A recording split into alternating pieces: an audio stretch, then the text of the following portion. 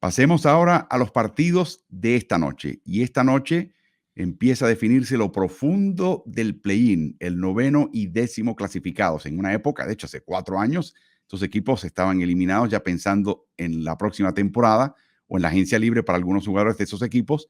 Aquí ya están pensando todavía en la posibilidad de meterse en los playoffs. Y en el caso del este, Carlos, son 2 equipos que todo el mundo consideraba que probablemente evitarían el play-in. Serían equipos de playoffs. Me refiero al 10º clasificado Chicago Bulls, 9º clasificado Toronto Raptors. Y contrario a lo que hemos visto en el caso de ambos equipos en el pasado, esta vez, con la excepción de la baja de Lonzo Ball en Chicago, que siempre es muy importante, no hubo bajas importantes y extensas durante la temporada. No puede uno justificar la posición que terminaron por eso. Por lo tanto, es un poquito inexplicable lo que está pasando en ambos equipos. Es la primera vez que estas dos franquicias, Chicago antigua, Toronto más recién llegada, se enfrentan en postemporada. Vamos a comenzar un poquito con Toronto, Carlos. En Toronto hay aires de cambio. Tienen que decidir si el agente libre sin restricción Gary Trent Jr. regresa, va a tener mucho dinero. Fred VanVleet también podría estar en el mercado de traspasos. Obviamente se va a quedar Scottie Barnes. Creo que Jacob Poeltl, que trajeron de San Antonio, también se va a quedar. Por su parte, Chicago invirtió un montón de futuro y dinero, selecciones futuras de draft, en Lavin, DeRozan y Vucevic, pero no han dado el grado, no han podido lograr su cometido. Vucevic será ahora agente libre, tendrán que tomar esa decisión. Así que son equipos que no rinden a lo esperado, Carlos, y además tienen interrogantes. En temporada regular se enfrentaron en 3 ocasiones. Toronto ganó esa serie 2-1, pero fueron partidos, como siempre recordamos, que esa serie de temporada regular no es un gran indicio de lo que necesariamente va a pasar en playoffs. Ambos equipos cerraron bien la temporada. Tenemos un video en el canal de YouTube de Ritmo NBA-NFL en el cual mencionamos directamente este tema de que tanto Chicago por un lado como Toronto por el otro cerraron bien la temporada. Y este es el resumen de sus enfrentamientos en temporada regular. Por supuesto que no jugó Alonso Ball, pero por Chicago tampoco en el primer partido jugó Lavin, Kobe White, Andre Drummond. Toronto en ese primer partido no contó con su estrella Pascal Siakam. En el segundo, una gran paliza de Chicago. Fue el segundo partido, el segundo partido en noches consecutivas para ambos. Y luego, que fue una serie back to back entre ellos. Y finalmente en Toronto, el 28 de febrero, que fue la última vez que se enfrentaron, o sea, hace un montón de tiempo en cuanto a cómo le va a los equipos, ganó Raptors 104-98, Carlos. Vamos a empezar un poquito también a repasar las métricas de los equipos, porque eso también es importante. Y ahí ves equipos que están sorprendentemente balanceados en cuanto a experiencia de playoffs. Uno pensaría que Chicago tendría más, pero Chicago no tiene tanta experiencia de playoffs. DeRozan la tiene, los demás no. La eficiencia ofensiva de Chicago deja muchísimo que desear. La defensiva es muy buena. En el clutch, Toronto es un mejor equipo, cosa que sorprende porque su eficacia en la media cancha es terrible. Es muy pobre. Es la sexta, pero siempre lo ha sido así. Y el ritmo de juego de Toronto también sorprende. Es un equipo que gusta contragolpear si roban balones. Es el equipo que más balones roba en toda la NBA. De hecho, estamos en presencia de 2 de los 6 equipos que más pérdidas provocan de los contrarios. Toronto en primer lugar, Chicago el sexto, entre ellos están Oklahoma City, Miami, Cleveland y Minnesota. Carlos, tus impresiones generales al ver este panorama de estos dos equipos.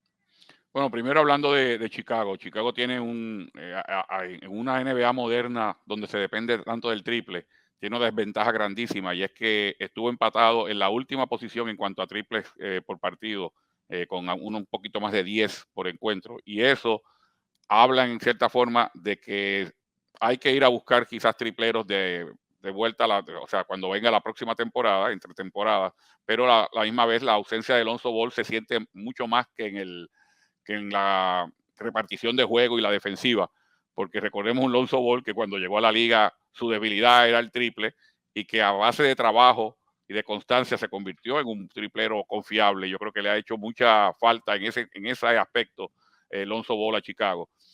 Y eso habla en cierta forma, además de la temporada un poquito por debajo de las expectativas de Vucevic, de cierta forma viene a a justificar el hecho de que se pensara que Chicago iba a quedar mucho más arriba y esté jugando en este partido.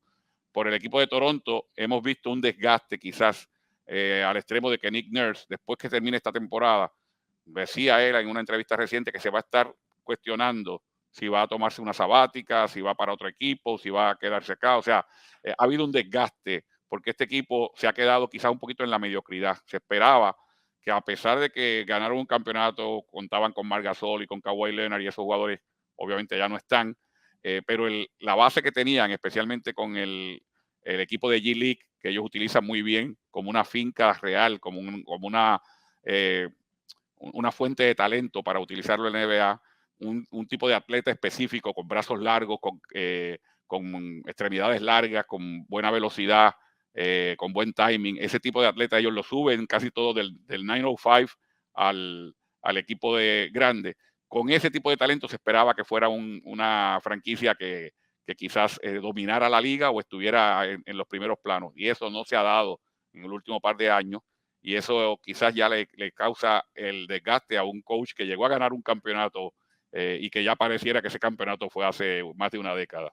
Yo añadiría, Carlos, que es la expectativa de que Nurse los iba a desarrollar aún más en cuanto a destrezas y capacidad, que la proyección, la mejoría del G-League, por ejemplo, en el caso de Siakam, que ganó un campeonato del G-League y luego fue a jugar con el equipo de Toronto Grande y ganó un campeonato con Toronto.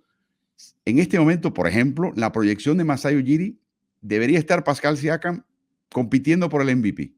O sea, es la mentalidad de Toronto, que vas a traer estos jugadores que no son muy diestros, pero son físicamente imponentes, súper intercambiables, son todos largos, y le toca al coach, en este caso Nick Nurse, de continuar ese desarrollo para que a nivel de NBA sigan el progreso que tuvieron a nivel de liga menor, en este caso G-League. Y al no darse ese progreso, por lo menos como le esperaba, la afición es que viene, el peso, la expectativa le está cayendo encima a Nurse, y creo que es algo que no puede ganar.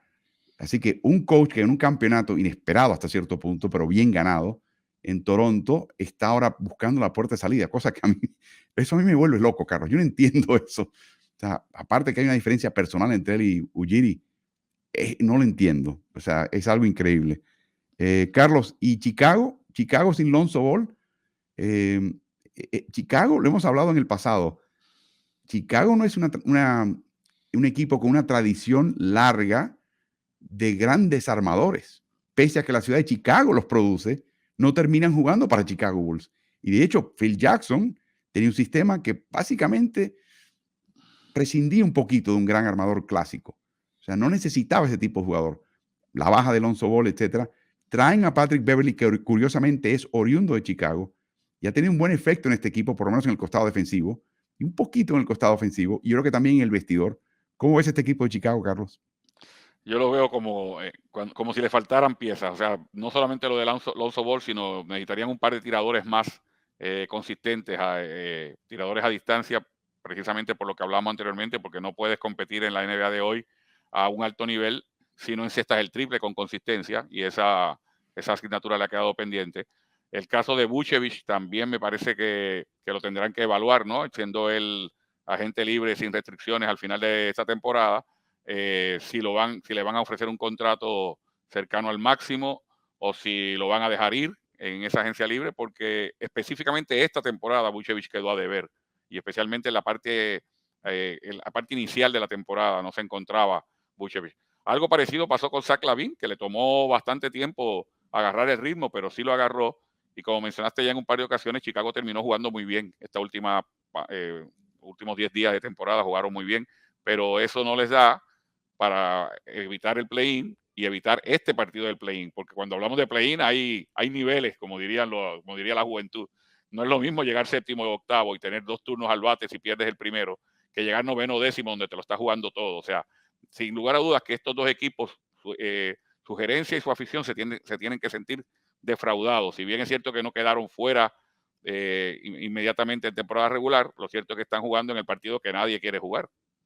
Sí, de hecho, es técnicamente un partido de play-in, pero en realidad es un partido de playoff, de eliminación. Esta noche se elimina un equipo. Carlos, mencionaba Chicago y los triples. Promedian 10 por partido.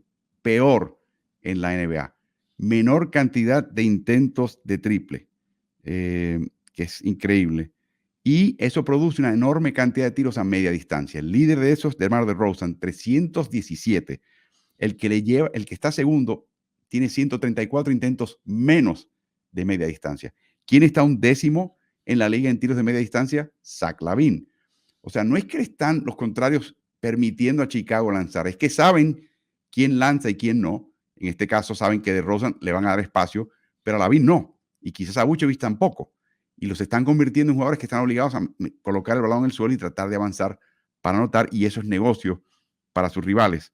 Así que lo que sí ha estado jugando muy bien LaVine a partir del juego de estrellas, 27 puntos, 53% de campo. Y aquí está lo increíble, Carlos. Toronto y la peor ofensiva de media cancha en la NBA por 2 años consecutivos. Estoy hablando en la media cancha, ¿no? Eliminando transición y contragolpe. Sí. Cuando les toca media cancha, que es típicamente lo que te va a pasar en playoffs, es un equipo pésimo y no ha podido solucionar el problema, Carlos.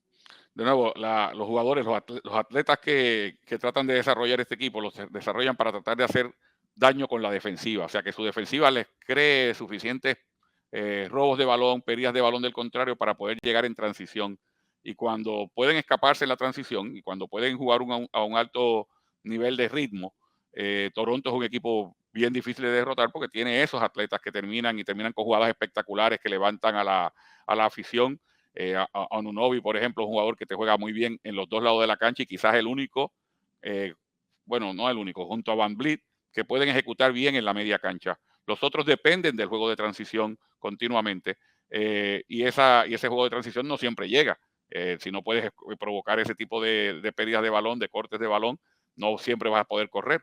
Entonces, cuando les toca asentarse en media cancha, y volvemos a decir que cuando se juega en postemporada es un poquito distinto a como se juega en temporada regular, se juegan a menos posesiones, el rival es mucho más cuidadoso con el balón, entonces tienes un problema porque tienes que jugar a un ritmo que quizás no es el que te favorece, y mientras menos media cancha juegue Toronto, más oportunidades tendrá de ganar.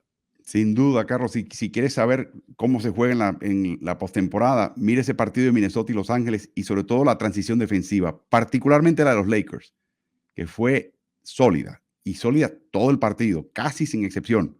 Era lo más importante. Te da la impresión que era más importante hasta que anotar. La prioridad de este equipo era siempre retroceder y evitar cualquier ofensiva temprana del rival, y eso pasa mucho. Por último, Carlos, mencionaba que este equipo es el peor equipo ejecutando en media cancha. El último equipo de ese tipo de rasgo, de esa calaña, que estuvo en playoffs, escucha esto, los Indiana Pacers del 2013, que estaban 25º en eficiencia ofensiva, en ejecutoria solamente en la media cancha. O sea, este equipo era el sexto peor equipo ejecutando en la media cancha en la temporada 2013. Llegaron a las finales de conferencia, pero lo hicieron estrictamente con una defensiva sofocante. Y esa es la última palabra. Estos dos equipos, si algo hacen bien, Carlos, es marcar. Es en el caso de Toronto, sobre todo, tentar y tocar balones para contragolpear. Chicago tiene una defensiva muy, muy rigurosa. Alex Caruso para mí es un candidato a los valores del año en el costado defensivo. Este partido da la impresión, Carlos, que va a ser una batalla defensiva de entrada. Sí, y de nuevo, yo creo que el ritmo de juego se va a determinar por la defensiva. Contrario a otros partidos donde simplemente es cuestión de sacar el balón rápido y contragolpear, estos equipos dependen, y específicamente en el caso de Toronto, dependen del robo de balón. Chicago también está entre los líderes de eso en la liga, de provocarle pérdidas al contrario e irlas a tratar de capitalizar en el otro costado. Así que sí, me parece que va a ser una batalla defensiva, que el equipo que imponga mejor ese criterio, ¿no? Esa parte tan importante del juego es el que va a salir por la puerta ancha y de nuevo enviar a su casa temprano al rival, cosa que no estaba en las proyecciones originales de ninguno de los dos equipos, y por eso es que se puede decir que ambos están quizás quedando a deber. Mucha presión hoy. El perdedor se va para Cancún, el ganador se enfrenta a Miami para ver si pueden meterse como octavo clasificado en el este, y el premio de haber ganado esos partidos y meterse como octavo, Milwaukee Bucks. Así que difícil, cuesta arriba el tema para ambos, Chicago y Toronto.